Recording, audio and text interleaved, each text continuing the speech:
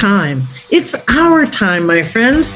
Time for millions of maturepreneurs, 55 plus, who are hashtag not done by a long shot, to revolutionize how we lead, do business, and innovate our world. I'm your host, Jeanette Anderson, and welcome to my conversations with fascinating people who would rather inspire than retire.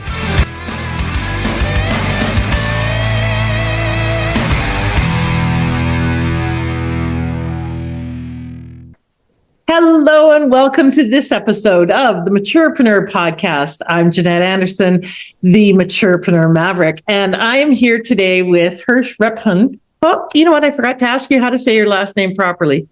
You did pretty well with that. It's Rephun. Rephun. Okay, wasn't sure. Yeah, okay, the accent's on the E, and that's all you need to know. Rephun. Okay, who is joining me today? And it's funny because we've been talking a lot lately, and we just don't say last names at all. So, today we're going to be talking about your personal brand. And what that is, what the difference is between that and a company brand, why you need one, do you need one, how do you get one, things like that. And Hersh has a fascinating background in supporting others and being seen in a variety of different ways. So we're going to talk about all of that and his journey as a maturepreneur. So I'm glad you're here. Hang on. We're going to whip through a bunch of great content. So listen up, take notes, and welcome, Hersh. I'm glad you're here. Thank you, Jeanette. I'm very, very glad to be here. It's wonderful to be with you. I'm going to give you the official word as always, and then we're going to find out the juicy, real story behind the scenes from Hersh. So Hersh has achieved success in a number of niche businesses, but was tired of struggling to convey his mission to others. You've been there. I know. I have too. Through a 5-year personal development journey and aided by 2 decades of professional experience with a brand strategy and creative, he solved that problem. He's now a holistic brand therapist serving spiritual and conscious entrepreneurs who want to package their passions, talents, and skills into a high-value personal brand that's aligned with who they are. Very important. We're going to talk about that in just a bit. So that's very cool. And I can't wait to find out more about conscious entrepreneurs as opposed to unconscious entrepreneurs. Well, that's right. But okay, so that's the official word. And if we go to your website, we're going to see your personal brand and so forth and so on. But I want to know something juicy that even I don't know about you. And that even your friends would be surprised to learn. Don't tell me your wife would be surprised to learn, because that might get you in trouble. But, yeah, exactly. No, it's funny because I something just came to mind, and I think a lot of people, very few people know it, and a lot of people would be surprised to know it, that I have a motorcycle license. Oh, why would people be surprised? You look like a motorcycle rider to me. That's funny, but I don't think a lot of people would think that, because I'm not like a daredevil type. I don't jump out of planes. Not that I have anything against it, but I'm not that guy. I don't jump out of planes. I don't do the wild stuff. And so I do think that a lot of people would be surprised to know it. Because I do stupid things like that. I've jumped out of an airplane 3 times and ziplined on 3 continents and parapunted and parasailed, and yeah, pretty much a lot of them. Yeah. Draw the line at bungee jumping though, because no. But I thought of saying things like, oh, I've written 3 movies, or I've been in a movie, or things like that. But I don't know if they're in my bio, but people would know. I did people not who know me would know. But those are also. What movie were you in? I was in a movie that I co-wrote called Can It Be Love, which is also known by its more common overseas marketing title, which is Spring Break Sorority Babes. So it's just a TNA. It's very sweet kind of beach movie, spring break movie. But I played a DJ in the movie. See, you do have that cool look. You look like a DJ. Okay. a rider, kind of cool guy. Okay. All right. Well, so let's talk about your why. Why do you do the work you do? And then we're going to talk about what is the work you do. But tell me a little bit more about your purpose, because I know you've gone through a lot of personal growth and a lot of different work over the years and the decades. So what's your purpose, Hersh? Well, my purpose is really to facilitate truth telling in the brand space. You know, my book is called Selling the Truth. That's, you know, my one of my podcasts is Truth Tastes Funny. I really feel like we often don't go inward enough and dig for the truth when talking about ourselves. We think, oh, what does the audience want to hear? What is it going to take to sell our product or our service? What is it? What do we have to do to get people to do X or Y?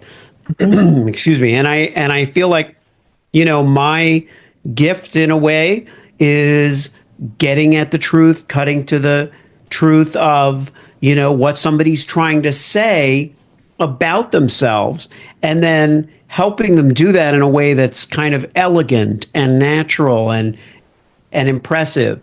And you know, but my message is that you don't have to lie in order to make yourself sound great. You are great. You just may not know what's great about you yet, or Right. you may not know how to say it. So that's really my why. Okay. Well, you know, in my vernacular, that's more of what you do. Why is the truth Okay. so important to you?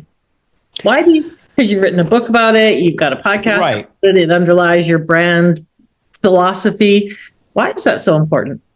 Why is it important?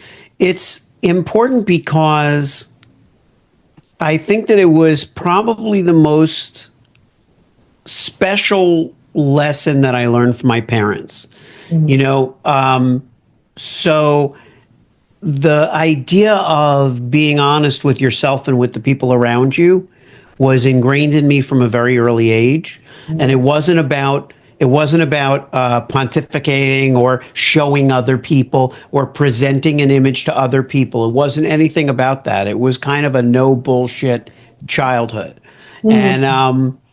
and I really appreciated that and carried it with me and wanted to continue to exemplify that for my kids.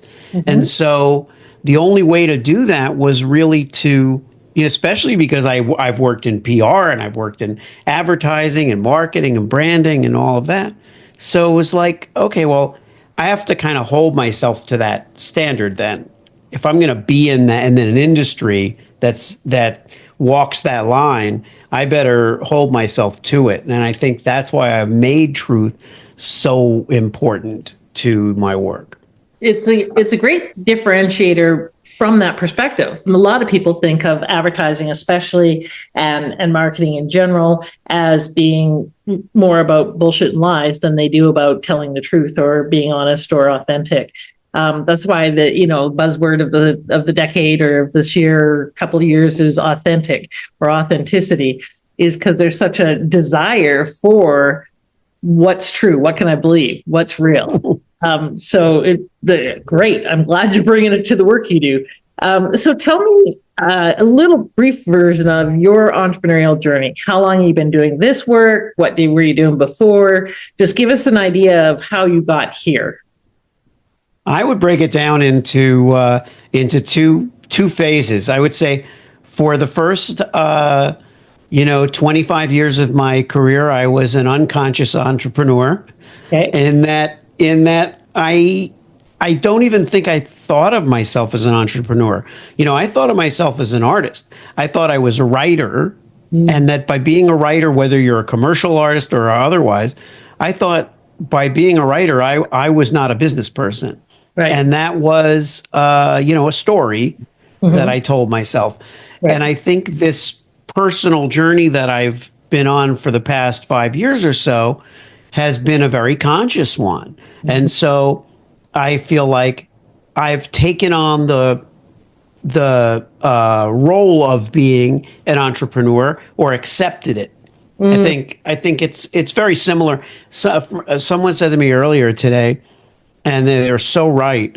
It's being an entrepreneur is very similar to being an artist or an actor. Or I was saying that one of my daughters is graduating high school, and she wants to go into sonography. Being sonograph specialist and so forth. So that's more in the medical and science field and radiology field and all of that. And I said, at least she doesn't want to be an entrepreneur. I said, so it used to be when I was growing up, people would say, well, at least they don't want to be an actor, or at least they don't want to be an actress. If my daughter told me she wanted to be an entrepreneur, I would say, why don't you become an actress? It's much more reasonable. Okay, well, that's funny, because a lot of entrepreneurs think that that's the end all be all and everybody should be one. I'm one of those people, and so if I had kids and they weren't entrepreneurs, I'd be very, very sad. I'd make sure that they had at least a side hustle. Okay. So you've been doing the Yes Brand business for how long? How long has this brand been around? Really, 5 years. 5 years. Really, the transition has been from being a publicist and creative director for consumer brands and all of those things, to shifting into podcasting and having my own personal brand strategy firm, and all of that has just been over these last 5 years. Right. Okay. And so what's your definition of personal brand? Let's kind of take a look at that. A personal brand is a brand. I believe it's a brand to which you tend personally. So in other words, it doesn't mean that it's just your name, but it may be your business or your small business, or something that is based on your persona. Let's say you're a consultant or a coach. But it's really that the branding is personal. It's a 360 experience for your audience. It doesn't mean you share everything about your personal life, but it definitely has a lot more to do with your personal life than it would if you were Frito-Lay, the chairman of Frito-Lay or Coca-Cola, where it shouldn't really be relevant at all. Nobody cares if you play pickleball or climb mountains. Nobody cares. Right. That's not relevant. But if you're a mountain climber and you have a brand that makes staplers, that's actually relevant. It's kind of interesting. It's about who you are. So a personal brand is really about the personal meaning that it has for you. Okay.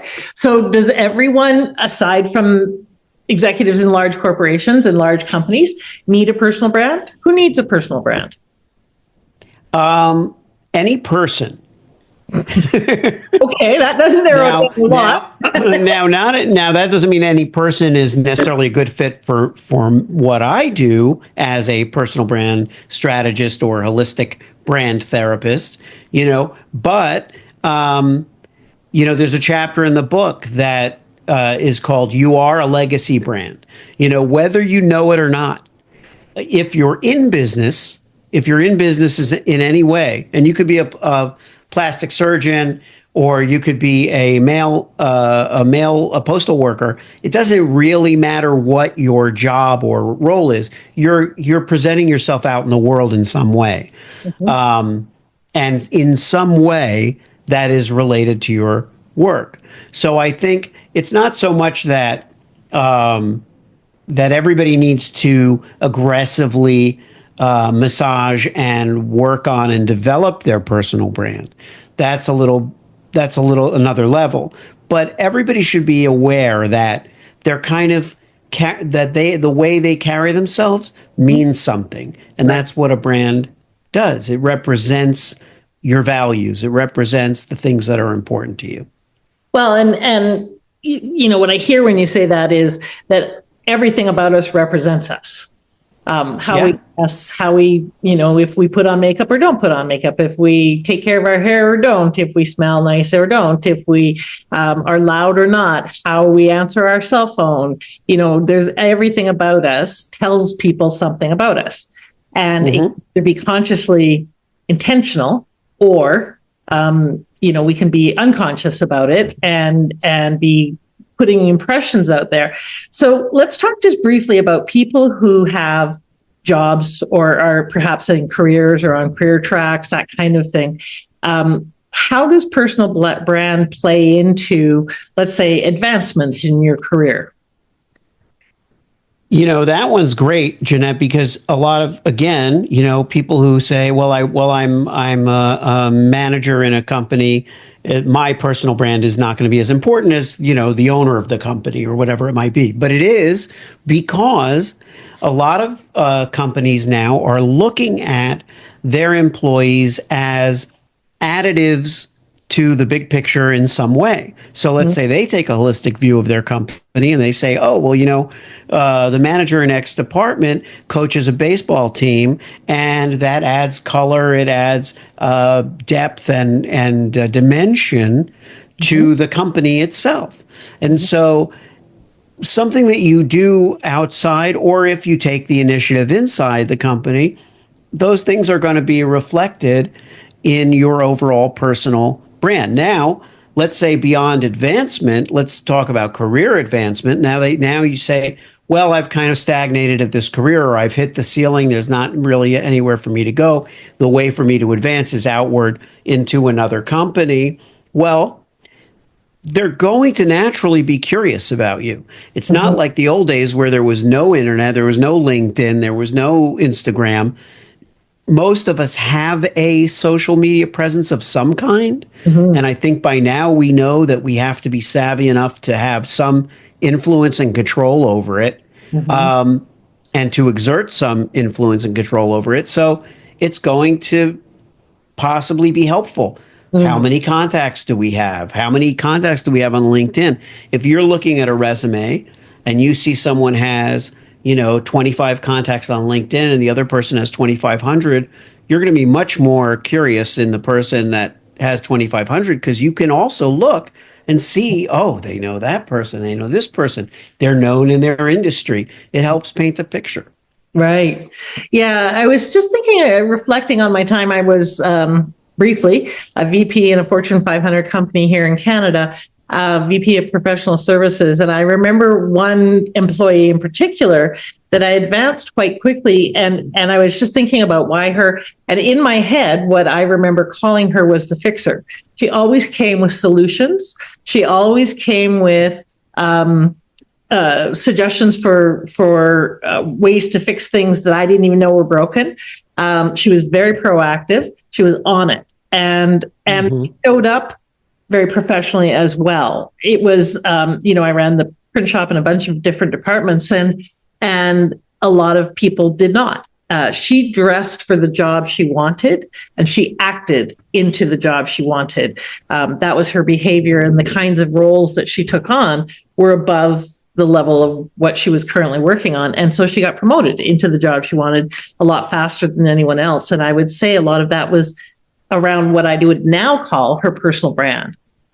Everything, how she presented herself was that go-getter, fixer, solution-oriented, on it kind of professional. So in terms of being maturepreneurs and putting ourselves out in the world, one of the things that a lot of people struggle with is, or the question they have is, how do I overcome ageism?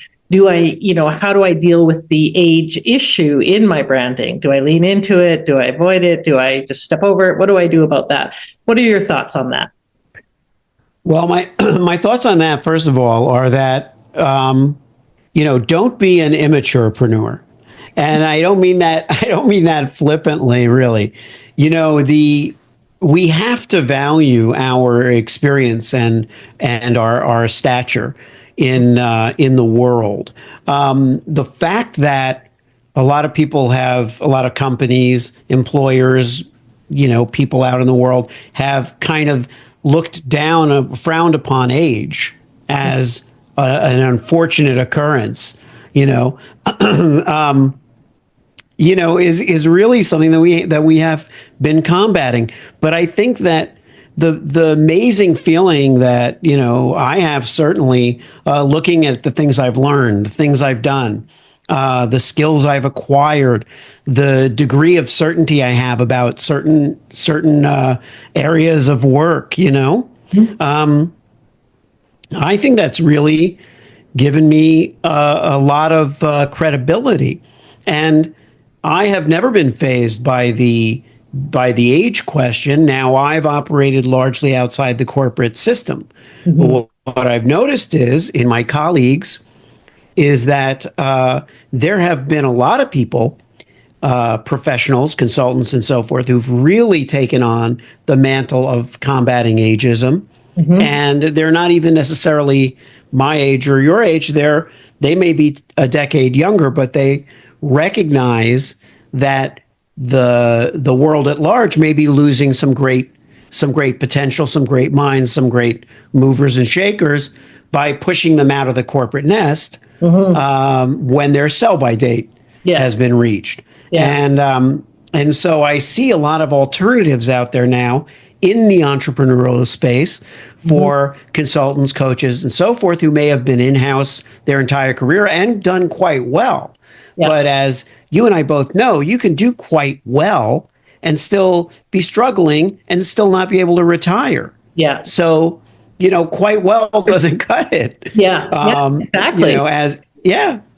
Well, to your point that most people have not planned to be retired for 20, 30, 40 years. They planned, they're still operating on that old model. You retire at 65, you die at 75. But that's so 1950s, right? That model doesn't work for me. I don't like that model. Doesn't work for me either. And I think it's a really, it's interesting how much of a shift there is in terms of the number of people who need to keep working because they haven't saved enough money. We're living longer and they want to keep contributing because they're not done. Hashtag not done by a long shot. And so a lot of them, though, are reinventing themselves because they're transitioning. So perhaps they're going from corporate to consulting, or they're going from corporate to some passion project or an entirely different thing. They've always wanted to write kids' books and now they're doing that, or whatever the case may be. What are some of the steps that you go through to support people in figuring out what is your brand? So what are some of the components and ways to kind of think about that? That's actually a sweet spot for me. I love when someone comes to me and says, listen, I've accomplished A, B, and C. Now I have X, Y, and Z as the next mountain I want to climb. And how do I do that? Because I'm known as this. And that's where we start to kind of parse their life experience, look at their work experience, look at the strengths that they have.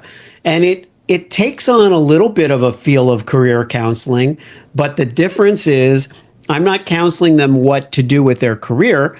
I'm saying, okay, I have a sense of your target audience for this mountain that you want to climb, let's call it. And I know who the audience is and how they like to receive information. And so I'm going to guide you in putting these puzzle pieces together so that this is a puzzle that they understand. They have an immediate recognition of who you are and what you do, even if you are, as a lot of my clients are, independent thinkers, mavericks, movers, shakers, people who are upsetting the conventions and the norms. And those are the people who need the most help, I think, because I've been that person too, where I'm like, well, this is the ABCs of me. If you don't like me, then too bad. If you don't get me, too bad. And that doesn't do a service to the uniqueness of that person. So what I like to do is say, okay, this person has a really interesting resume, a really interesting story. Some of it doesn't even seem to make sense. Let's throw all the puzzle pieces up in the air and let's let them land, and let's look at this stuff and see what is the mosaic that we're creating now. Because just like a puzzle piece, or index cards, when you're writing a screenplay, we would put index cards up on the whiteboard, you move them around and you say, okay, well, this is relevant here for this reason. This piece is less relevant. This is really, really important now. And that's kind of fun because they may look at time they spent at a company, 10 years ago and have originally thought, well, that's not where I'm headed, so it doesn't matter. But there is something there, something about that experience. I think back to a time when I was let go from a company, not because the owners of the company didn't love me, but because other personalities at the company had more power. It was a power thing, whatever. But it's about how I handled it. And I was like, okay, well, I made client relationships for life in that transition period. That's an important story, let's say, to tell, at a certain time. So, throwing those pieces up and seeing where they land is a big part of it. So I like the kind of the composite approach that you're talking about. You mentioned, Mavericks and those of us who want to rail against the status quo. And I think that there's a lot to be said for contrarian positioning, simply because, I disagree. Okay. Let's have a talk about that. I'm kidding. Okay. I'm being contrary. I think if you're middle of the road, that's a good place to get run over, right? Now, yeah. And so I personally like contrarian positioning because it means you're not middle of the road. You're not forgettable. You're one way or the other. But I also appreciated your point about let's not just say, F you for the sake of saying F you. Let's actually have a stand and a position and a perspective and perhaps an alternative. Don't just rail against the injustice, but have a solution. So tell me why you're not for contrarian positioning. Well, I don't know that I said I wasn't for contrarian positioning. I was joking when I said I disagree. You disagree? Okay. I was being contrary. Yeah, you disagree. I was like, okay, good. Let's debate. Okay. No. I love being the contrary. I get it. The contrary opinion. The right and wrong is rarely absolute when it comes to strategy. Right. Is this a pencil sharpener? Yeah, that's an unavoidable truth. It is what it is. But is this the right way to go versus this way, or should we try a little of this and that? Originality and experimentation has its place. Yeah, absolutely. That's so funny when you say that. I go, nope, it's paperweight and it's a vase for one, and it's this. Well, and here you go. So, I think it's a pencil sharpener. Talking about positioning, how much do you see what I'm going to call cause-based positioning playing into personal brands now? Is that necessary? Because I'm a big proponent of your why. Why do you do what you do? Because people buy why you do what you do, not what you do, as my friend of the mind, Simon Sinek, says. And so I believe it's really important to build on what your stand for or stand against, because you can do both positionings. I'm not a big fan of the stand against. That reminds me of a lot of U.S. politics, well, politics in general, but especially U.S. politics. Politics, right? And so a lot of that is about what do you stand for? What do you care about? What's your purpose? What's your why? What's your cause? How much does cause or purpose or whatever factor into personal brand from your perspective? Or does it need to? Yeah, there was a period a few years ago where it started to become the norm that a business had a purpose or a mission. And there was a whole distinction between a mission-driven company, which is motivated to do good in some way, and a purpose-driven company, which puts the purpose of their mission ahead of their revenue. So it became like a thing. Yeah. And you mentioned at the beginning of the conversation about authenticity being a thing, and I bristle at the term now, authenticity. It kind of makes me gag because it loses meaning. People are like, "Oh my God, I better be authentic," which essentially means I better not get caught, being full of shit. Yeah. And it's like, okay, well, I get it, but I think that that where this whole thing comes together is, are we doing something that is integral to who we are? So let's use the mountain climbing analogy. Someone's a mountain climber, and they want to make their cause is preserving wildlife. Let's say something. Okay, well, that all makes sense. There's a rhyme and a reason to it. Conscious entrepreneurship, you asked about. They're entrepreneurs who are conscious of their impact on the world. They're not necessarily doing a nonprofit.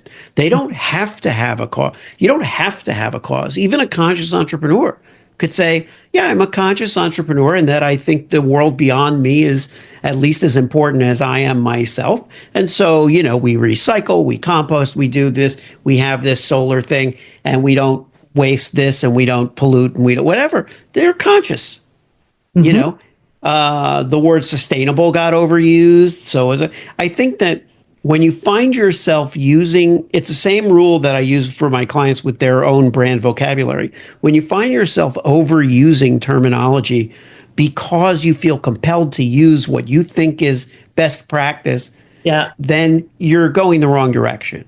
Yeah. You're inevitably going to hit some kind of bullshit detector or wall, or, you hear a lot about, greenwashing, companies that are pretending to care about certain things. It's always best to start way, way smaller with something that really means something to you.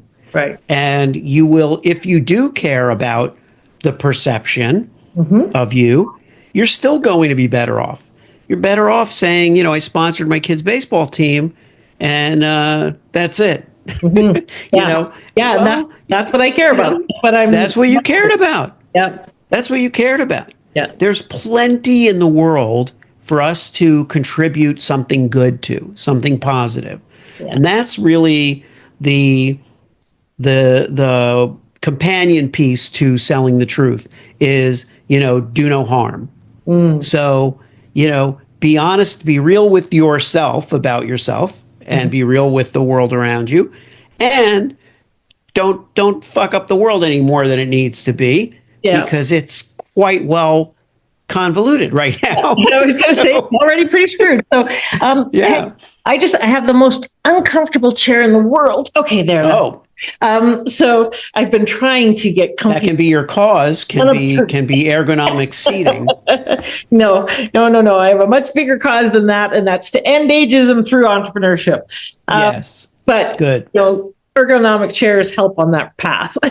Yeah. So, in terms of brand, though, let's come back to how people find their brand, or how would they think about themselves? Because one of the things that's challenging with this, and which is why it's often better to go to an expert, is it's kind of on the end of our nose. We don't know, we don't see ourselves like other people see us or experience ourselves.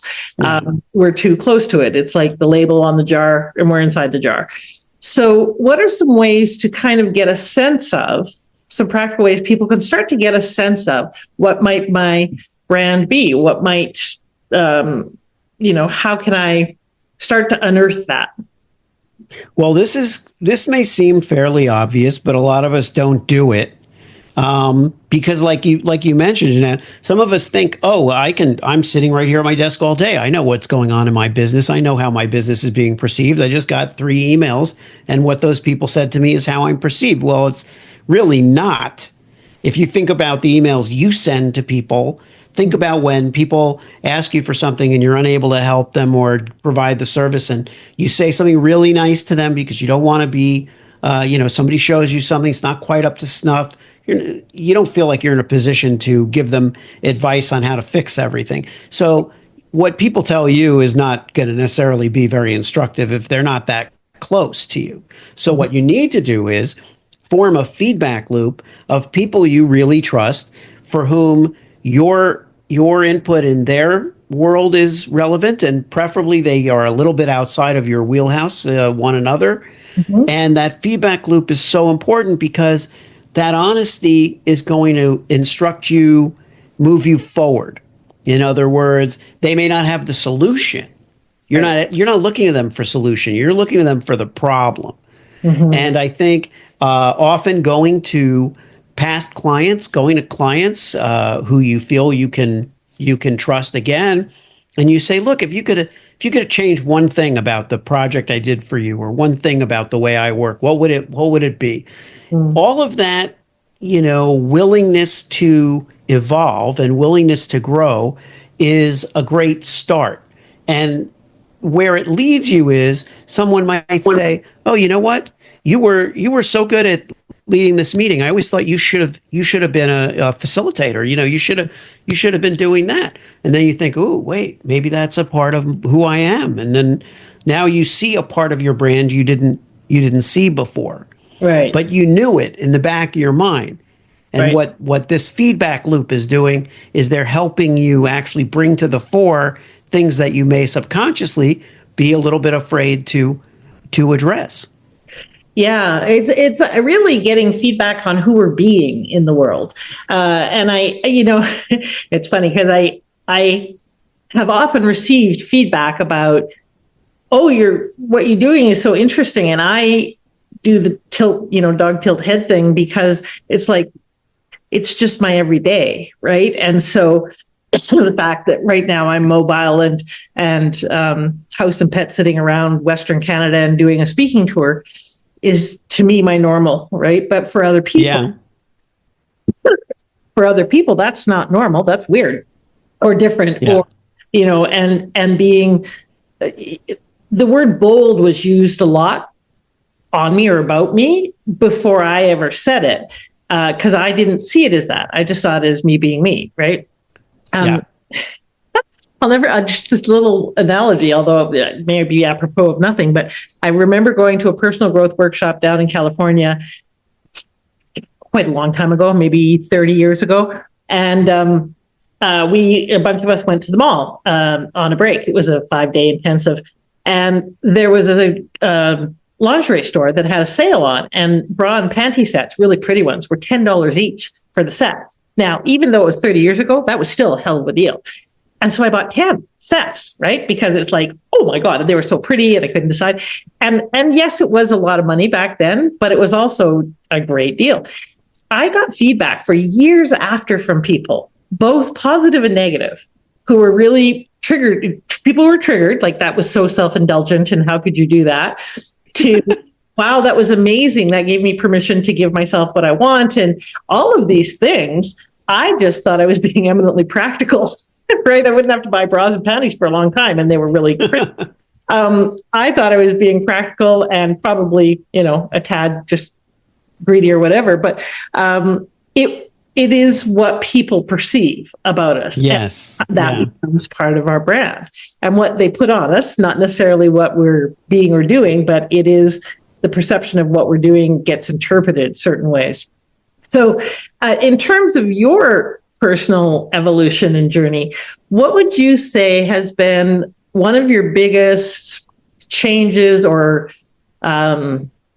shifts in terms of your business, but just how you're being right now in the world versus 10 years ago? Well, a big shift is in exactly what you were just hitting on, Jeanette, which is listening to people about what you do well. Changed a lot for me, because during that personal journey, I was the podcast host. So I spent a lot of time listening. And people would say to me, more than one would say, "You're an amazing listener. What a great listener you are." I had never thought of myself as a listener. I thought of myself as a performer, a writer, a communicator. But I negated the listening part just because I wasn't aware of it. I wasn't thinking of it. And then I realized, my superpower isn't communicating. It's listening. It's that and now when I hear clients say to me, I feel seen, I feel heard, you really listened to what I said, they're responding to something that I may have written or come up with, but it's not the writing. It's the fact that I was really paying attention. And it was a self-fulfilling cycle, because once I heard that from other people, I started really tuning in even more. And so what changed in business was I stepped up and was like, okay, guess what? I'm a listener. I'm gonna hear you. And I think before that, and I don't know. I mean, my clients seem to be happy, of course. And I was doing different types of thing in my career. I think I was doing more like flashy writing, ads, video, that kind of stuff, sneaker commercials, things like that. And I think the listening part wasn't as important. But when you're working one-on-one with an entrepreneur and it's about their brand and how they move through the world, the stakes are higher. Yeah. And so I think it really upped my game that way to get that feedback and think, yeah, I'm a listener. I'm a listener. I'm not a talker. I would go beyond that, and I would say you're actually a listener for the truth. A listener for the truth. Thank you. Yeah. Those people are. Who are they really underneath all the other stuff? And I think it brings us back to, just made a little note to a comment you made at the beginning that I think I hope is the one takeaway, at least, that in addition to the other takeaways, that people take this away. You don't have to be extraordinary. Who you are is enough.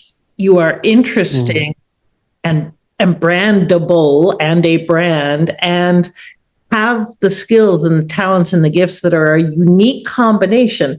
I often say, be the difference that only you can be. And that's what we want to get at when we listen for the truth of who we are, bring that out, and be that in the world. And I think that's really what this discussion has been about, is uncovering that, sharing that, incorporating it into what we're doing and the effect that we have, or the impact that we have. That's what I think maturepreneurs can do even perhaps better than most. Because, but when you were talking earlier about, what's changed in those of us who are contrarian and so forth, one of the greatest joys of my life is that I give less shits. Like I used to be twisted by approval. And I still do give my approval or my power away to some people or situations at times, but it used to be a lot, and it turned me inside out. I think it's the most devastating issue. And as we age, hopefully, and get a little more emotionally intelligent, that starts to shift, and we don't have that, we're more willing to wear purple hats and who we are, and that truth of us is more willing to come forward. And so I love that your alignment is around finding the truth of the person, highlighting that, and having that be the brand of who they really are. I think that's brilliant work in the world on a spiritual, practical, marketing, and very, and emotional, all different levels. I think that's great work. Thank you, Jeanette. Come at it from that perspective. So you have a gift for our people. So what is that? So I created, a lot of people want a way to kind of get a sense. You mentioned yourself, what if they want to start thinking about their brand, or how would they even think about what they want their brand to be? So whatever phase someone is at, I created a 60-second quiz. It only takes 60 seconds. And if you really want to think hard before answering, maybe it takes 2 minutes. But honestly, it has a series of questions, and they focus on a few different areas. Mission, which is what are you doing to kind of realize your brand intentions? Clarity, how well do you know yourself? And thought leadership, how much of what you know is really leading to you standing out as a go-to expert in a certain field. And it's a first step. It's going to give you good feedback. It's going to give you some personalized feedback in terms of insights into why you need to work on certain areas and what your responses mean. And so I I gave you the link. It's kind of got kind of a funny URL, so you can probably just put it in the show notes. But you can they can also take it at yesbrandbuilders.com. But in any event, that's a gift that I think everybody can use. And I just had someone score 100 on it. An extraordinary, entrepreneur who scored 100 on it. But that's the first time anyone ever scored 100, including me. And mine changes. Yeah. And if you take it one day and then you go and work on something and come back and you're like, hey, now I scored higher, you'll find yourself growing. And it's fun. It's a fun thing to do. Okay, well, that just brought out the competitive part of me that wants to go and try and get a higher score. Seriously, after having just said my approval stuff is gone. Anyway. I give no shits unless I'm taking Hersh's 60-second personal brand quiz. Exactly. And then I give a lot of shits. Okay, so they can find you at yesbrandbuilders.com. And is there anywhere else that you connect with people a lot? I'm on LinkedIn. They can also go to sellingthetruthbook.com if they are interested in the Selling the Truth book. That's why I use that URL. I thought if they want to buy the Selling the Truth book, go to sellingthetruthbook.com. And if they want to, if they're big on independent booksellers, I have my book here in my hometown where I live in Iowa City, at prairielights.com, which they can buy it anywhere, but it supports Prairie Lights, kind of an iconic Iowa City bookstore. Oh, that's very cool. Okay, what's one last thing you'd like to leave everyone with? What's a last piece of advice or wisdom? The dog's grabbing my hand and saying, Oh, the last piece of advice is actually to younger people, younger entrepreneurs, younger audiences, and most of us are younger than someone. But but still, the idea that start evolving, whatever you're doing, start evolving, and know that it's never going to stop. You're never done. You're never fully cooked. Now the big phrase is let me cook. So it's like, well, you know what? You're never done cooking. You are going and going and going, and that's the journey.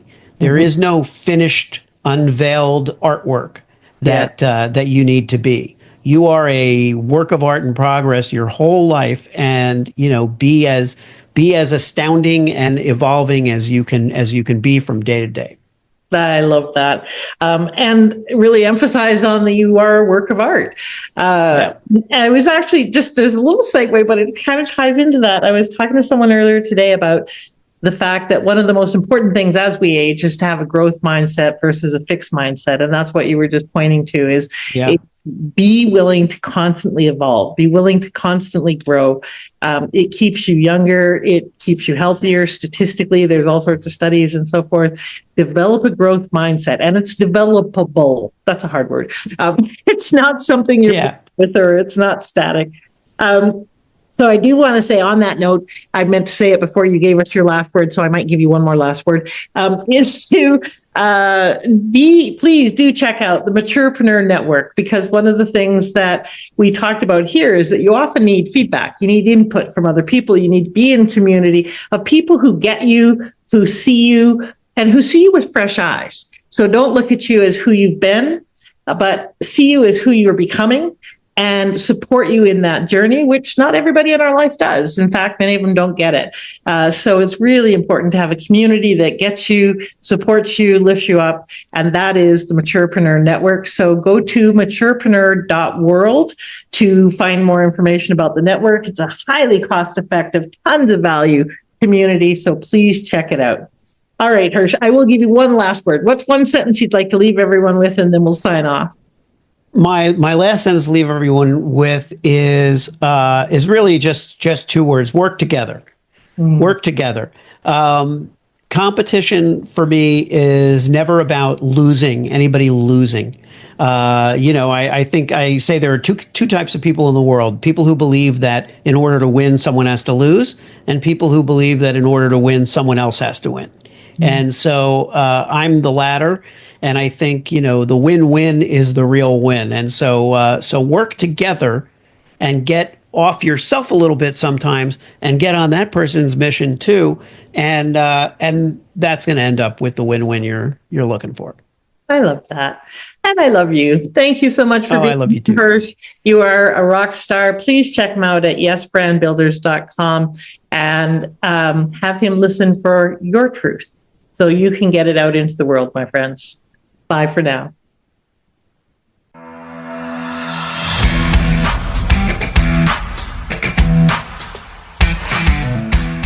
Thank you for listening. I'd love it if you left a comment and subscribed. And I encourage you to apply one aha from this interview right away so you can turn your wisdom into wealth and your contribution into positive change. Bye for now.